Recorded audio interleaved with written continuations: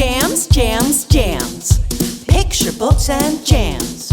Welcome, everybody, to PBJAMZ.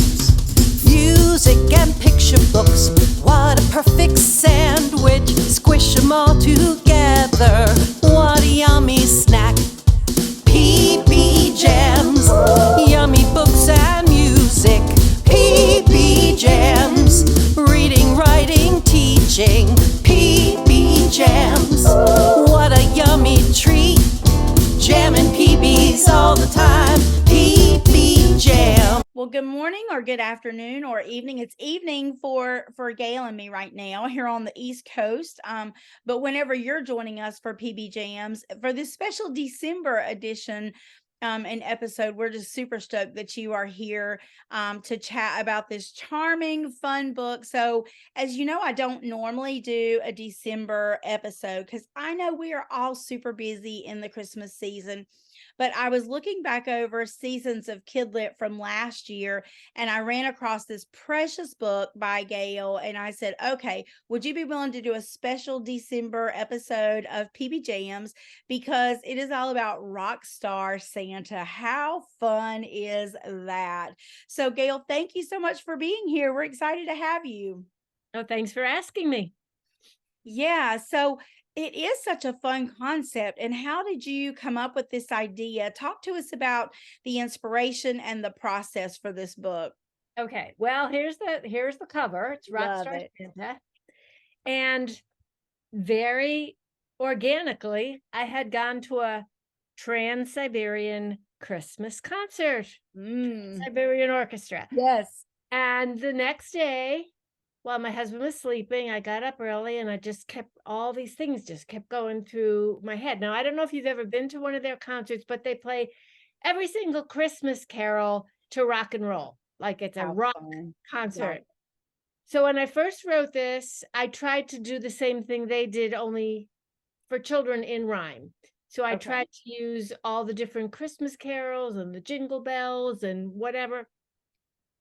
And it just wasn't working. So I just went with the actual concert itself. And believe it or not, when I sent it into, well, I met the editor for this was Scholastic, and I met her at a conference, and she requested it. And when I sent it to her, she asked for more. Usually they ask you to pare down your manuscript. She wanted more. So Nice. I had to add, but I had, because they're all rhyming couplets. And so, yeah, that was how that worked. It was just totally, I was shocked that she asked for it the first of all, because it was Scholastic. And that was my very first book. So this book is like 15 years old. Oh, wow. Wow. So so she said she wanted it in October, and it was July, and I still hadn't heard anything. So I thought, oh, they're just not going to take it. And they Right. did. It took a long time, but Wow. And that was what year? What year was it published? 2008. 2008. Right. So this is an older book, and so I wonder, we hear a lot about rhyme in the picture book world, about don't write in rhyme, don't write. And so this was earlier. Do you think that made a difference, or do you think it was just, I often say it's just simply about the right book at the right time and the right person's I hand. agree. I totally agree. Yeah. Because all of my picture books that I have written are in rhyme. And some Okay. came out in 2019. And my newest one, my Zadie and the Witch's Tea, just came out in July of this year. Okay. Gotcha. So I don't write, because I write novels and picture books, Okay. I tend to have more of a middle grade young adult voice. So if I have to write prose picture books, they get way too long. I gotcha. And probably the vocabulary and the sentence length and all that would come into play too. Right. So since the picture books, rhyming comes easy to me. I've done rhyme. I belonged to the Poets Garage for 6 years. Oh, nice. So rhyme is a way of keeping me in a frame of 500 to 600 words without losing my mind. Right. Right. I love that. I think that's a great point of just finding your niche and then rolling with that, and if rhyme is what works, I know it's just it's such an interesting topic in the kidlit world, the whole rhyme thing. And then also I think as far as the holiday book, that's another, and I always think this is interesting too. Let me preface this by saying, you know, when we're first starting out in the kidlit world, like we hear all the have tos and don'ts, like all the rules, right? And I think once we find our niche, the rules don't matter maybe quite so much anyway. Mhm. But though it's interesting that there's two of the rules in this book that has done really well with the rhyme, first of all, and then with the holiday, because that's just another kind of one of those no-nos that you hear is you can't do, or holiday books are a hard sell. That's what I often hear. Unless they ask for them. I've been perusing the different requests of editors and agents, and some of the editors like holiday. Right. I just don't think that they want Christmas or, maybe Halloween. They want some strange off, maybe St. Patrick's Day or, some Right. spring solstice or something that's not been done 1,000 times already. Right. Well, we keep hearing about that fresh take. It's got to be a fresh take, a fresh take. And the other thing I hear is if you're going to do a holiday book, then you need to add lots of layers. And I've not had a chance to read your book yet. So does it have a lot of layer? Do you have some built-in layers, or is it pretty much straightforward? It's pretty much straightforward rhyme, but the layers come in with the illustrator. Okay. So I'm gonna see if you can, I don't know if you can see this. Yes. You see Oh, this? fun. When we Yes. first did this, of course, he had black hair and a black star because he was Uh-huh. Paul Stanley. But, Right. but Paul Stanley's looks are copyrighted, his whole Are facial. they really? So we had to take away the black hair and make the star white. How interesting. And then this one is supposed to be Keith Richards. Love it. And you'll know this one. I always say this is for the illustrations are for the parents, the stories for the kids. Right. Right. Oh, fun. Yeah. Flash from Guns N' Roses. So there's Yeah. the layers in the illustrations. Gotcha. Gotcha. So there is a lot of rock and roll history actually built into the illustrations. So yeah. Yeah. And Will Terry did the illustrations. I'm sure you may have heard of him already. Yeah. He's Yeah. done he's done lots of books. He has done about 50 or whatever. Oh, But here's wow. another interesting thing, because this was my first book and it was I was brand new in 2008. Right. He had already been established. Yes. So Scholastic hooked up a new author with an established illustrator, and then they do vice versa. Right. And I have heard that's how things typically work. By and large. And did you have any communication with him? I know typically we don't, not very I much. was not allowed to. Right. However, I made puppets to go for school presentations. So I made all of the Rockin' Reindeer puppets. Fun. And I made Rockstar Santa, which he's up on my mantle now for Christmas. But I had only seen the black and white illustrations. I had not seen the color, and I needed to know what color hair Jingle was going to have if I was making the puppet for the presentation. So I just reached out to him and I told him I was making the puppets, and he told me that she had blonde hair. So then I made her blonde hair. The interesting thing is I sent him all the pictures after the puppets were done, and just before the final printing, he changed the illustrations. Oh no. Was it a good thing? Well, he changed, they're still who they are, but he just did slight changes. For instance, this guy here,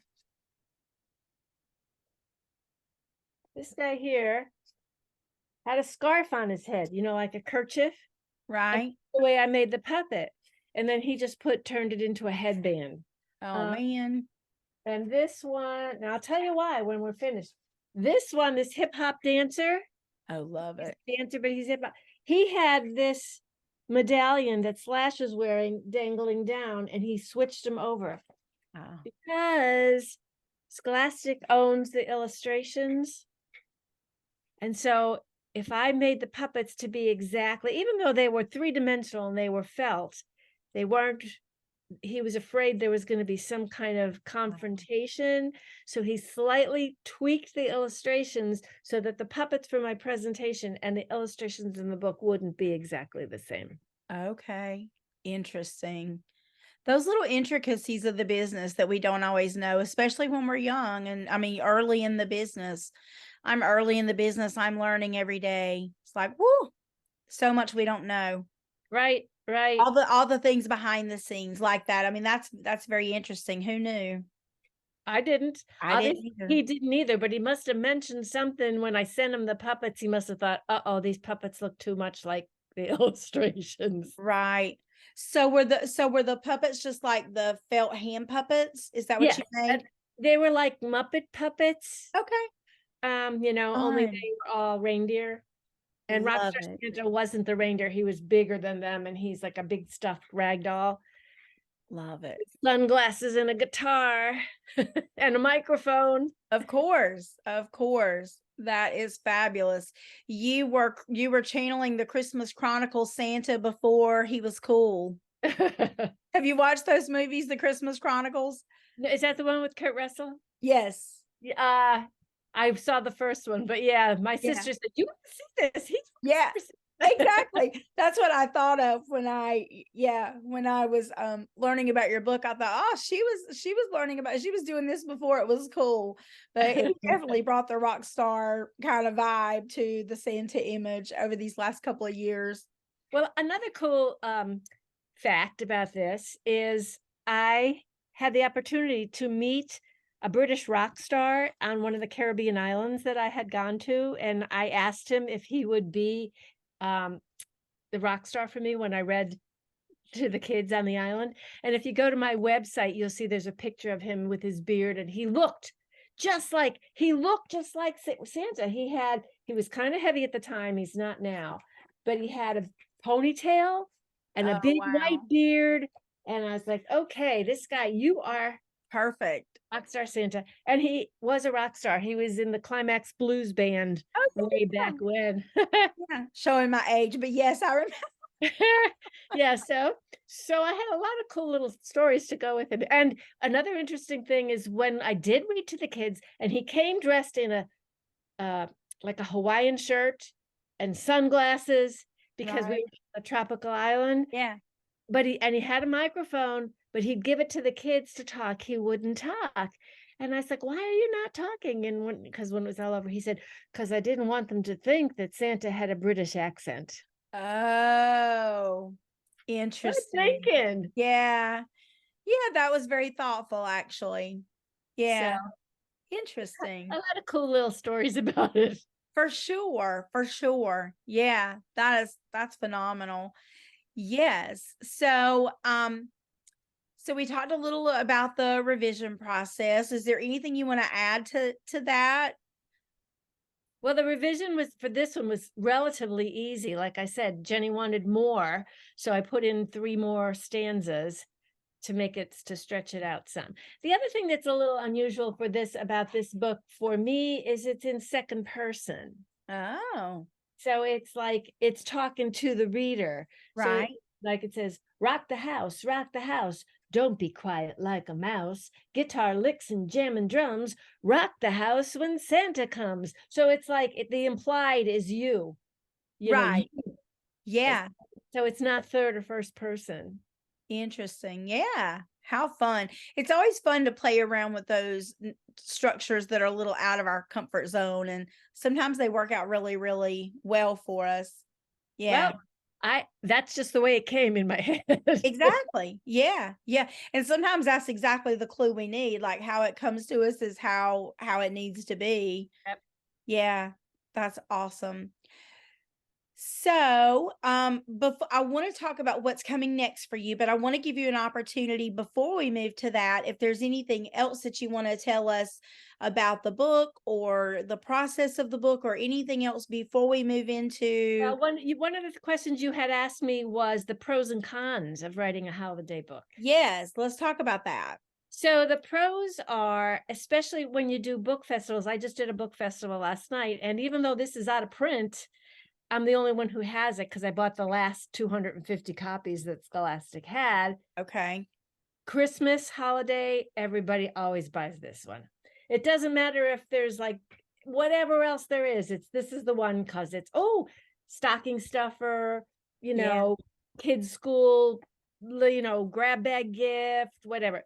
So it always sells well at Christmas, but then it doesn't sell the rest of the year. Right. So the thing that was good about this is that because it was a Scholastic Book Fair Club, it was not a Scholastic trade book. It was only Okay. book fair, went straight to the book fair. So Interesting. that meant it went out with all those little flyers to Flyers. all the kids in the Yeah. elementary school. So it well sold over its advance and made quite a bit of money in Christmas because it went all over the country in all of those every elementary classrooms. Right. I'm not sure if it was trade, if it would do so well. Right. Because Right. that would depend on the parents going or whoever going into the store to buy it. Yeah. Yeah, that's a great point for sure. And that is one of the downsides. So it's a pro and also a con because it's not selling the rest of the time. I mean, January through October, people are not thinking about Christmas and not buying typically. I mean, some of us are kind of anomalies in that way, but but typical most people are not probably thinking about Christmas during that time. And I think that's the reason for the layers. That's why I think a lot of people recommend adding layers so that it is more marketable, for the rest of the Right. season, so that it's not quite as limiting. Because that is definitely a downside of it. And we did talk a little about the musical connections, but we talked about some of the rock stars, and so is there anything else that you would like to say about the musical connections in the book either? Just no, not really. I mean, it's all in there. It's just the illustrations kind of tell you the whole rock star, give you the whole rock star vibe, but there's no specific it just is like Donner plays electric bass, Blitzen wears a painted face, Dasher croons into the mics, Vixen wears her hair in spikes.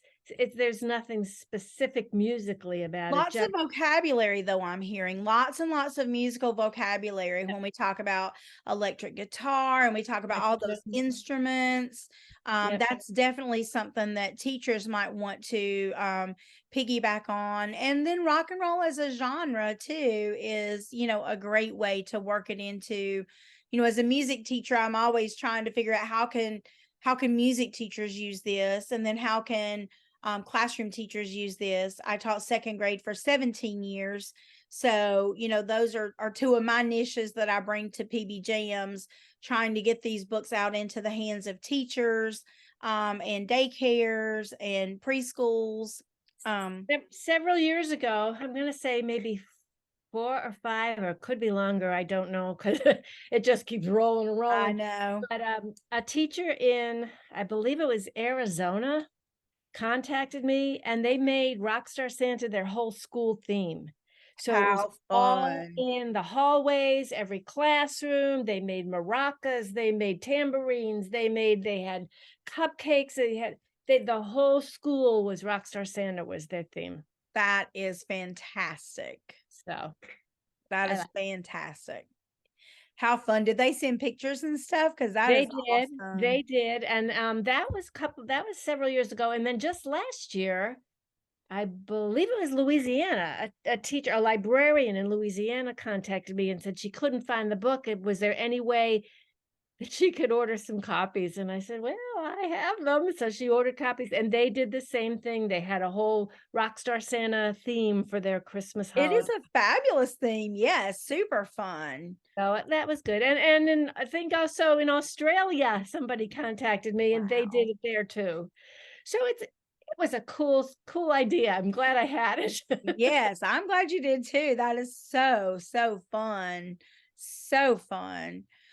Well, so I know that obviously rhyme is your thing. We've talked about that, but apparently holidays are kind of a good thing for you too, because your most recent book is also a holiday book. Yeah. So we'd love to hear a little more about that. And then anything else that you have upcoming that you'd like to share with us. Okay, well, my newest book is called Zadie and the Witch's Tea, and I didn't bring it here because I don't want her to steal Rockstar's thunder. But it's actually a retelling of Cinderella with a little witch and no prince. Oh, fun. And the theme of that is that kindness is stronger than magic, Ah, love it. because it's about the Grand Witch is having, instead of having a ball, the Grand Witch is having a tea, and Mhm. she's auditioning for an assistant. She needs an assistant Oh. to help her. And all of the witches are doing charms and spells and magic, and the little Zadie is only a little witch, and she says to her sister, her two older sisters, "What'll I wear? Can I go too?" And they say, "What? This invitation isn't for you. You have," Right. kind of thing. And Yeah. so she gets all, they leave, and she gets all mad, and she says, "If you go, I should too." And then out of the rafters comes her hairy fairy god spider. Oh, funny. And the god spider does her all up and sends her, and she gets there, and she's just watching all these witches do everything, and she makes bubble tea because she doesn't like the black tea. So she makes bubble tea, and she sees these two old witches sitting there just watching everybody, and she asks them, "Would you like some tea?" So she offers them her bubble tea, and one of them is the Grand Witch. And the next day, and when the clock strikes 3, and she flies off and loses her hat, her fancy Oh. plume and feathered hat, and the Grand Witch comes the next day and says, "I found this hat on the lawn, and it must belong to," and so she said, "And you kindness, you need kindness to be a Grand Witch and to understand everybody." So she gets to be the assistant. How fun. I love that. Love that. And definitely hearing some layers in that one for sure with the tea. And I always do a poetry with my writers club, my second graders that I write with after school. And a lot of them have never, they've never had proper tea and they haven't, so we always try to do that at the end of our season with them. And so that's a fun layer adding in making it a tea But party. you might like it, because it talks in there about the buffet table instead of the buffet, the Right. buffet, and she rearranges because it's all messy, so she rearranges it because she's very neat and organized too, and that was another thing that the Grand Witch was like, "How did that happen?" And so there's like chocolate vampire fangs and spooky meringue, ghost bone or zombie bone meringue. So it's all kinds of food in there too. So fun. Oh, there's another layer. Yeah, you've got those layers in that one for sure. Yeah, I do think I think that always helps giving kids, if a kid doesn't like one aspect of something, then that also gives them something else to latch on to Mhm. bring their interest out. So I think that's always a good practice to bring out as many layers as we can. That's always a good thing. Um, so what else is there anything else in the works for you? Anything that you can talk about? Anything in the pipeline? Any special events coming up? Actually, now I'm working on. I mentioned before that I'm working on a novel, and I'm working on middle grade novel now. I've got the first one done, and I've submitted it to some agents, and so I've got a couple of bites, but nothing I can say Talk anything about. positive Yeah. about. And I'm working on the sequel to that right now. Oh, So and nice. it's also about a witch too, but she's older, she's 13, and she has no magic. Um, let's see. She's a a young witch with no magic, but she has to go up against the powerful dark fairy queen to save her mother, because the Oh, fairy queen has stolen her mother's soul. And so she has to get her back. wow. Very interesting premise. So I that's think kids I would like like that. I love to write what I would like to read. Yep. So Yeah. And it goes back to that niche again. Yeah, you're exactly right. Like I mean, they always say if you don't find the book on the shelf that you want to read, then write it. mhm. Yeah. Yeah. And using what we know. Um, yeah, absolutely. How fun. What a fun couple of books. Those both sound really fabulous. And the middle grade too. Sounds great. Yep, yep. So that's what I'm doing. I kind of, in my earlier career, I have about 50 picture books written. Gotcha. I have 3 published, you know. Uh-huh.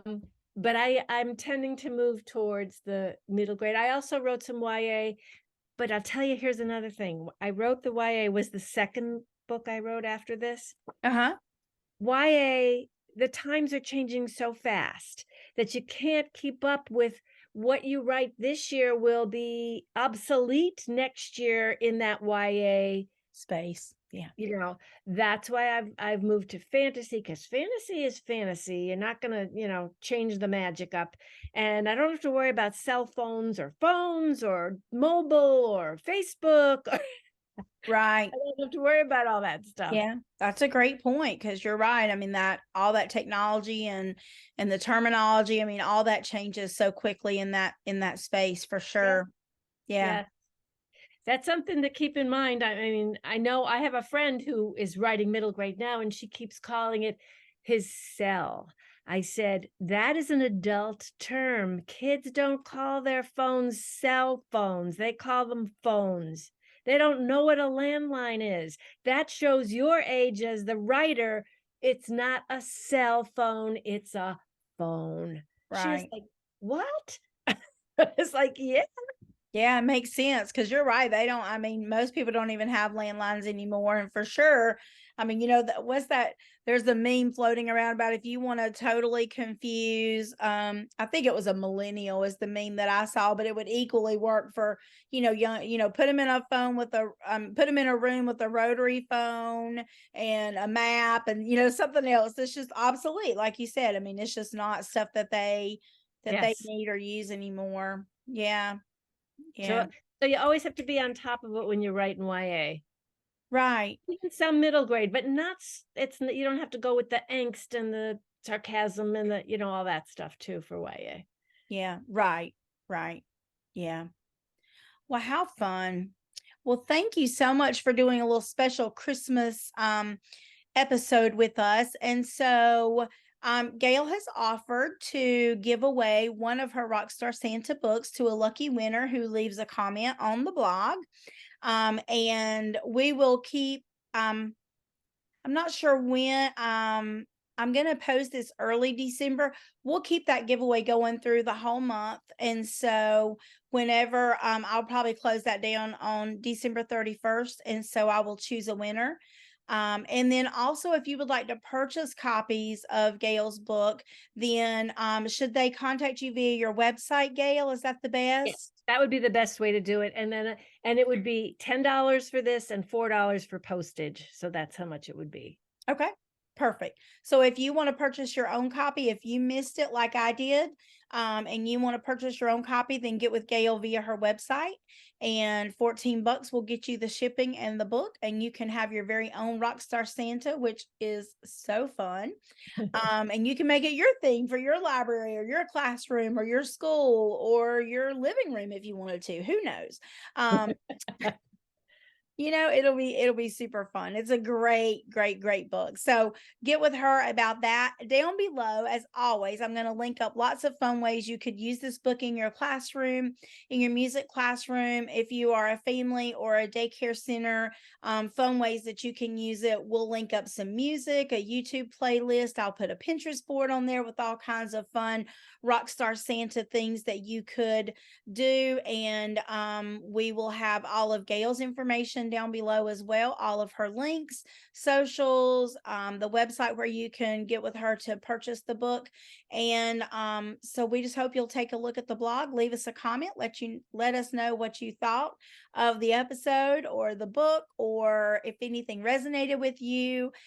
Gail, thank you so much for being here and sharing your expertise with us and Of your course. Thank you for asking me. Yeah, such a fun conversation. So Merry Christmas, my PBJAMZ peeps, and we will see you next time on PBJAMZ in 2024. Bye-bye. Bye. PBJAMZ, reading, writing, teaching. PBJAMZ. jams. What a yummy treat. Jamming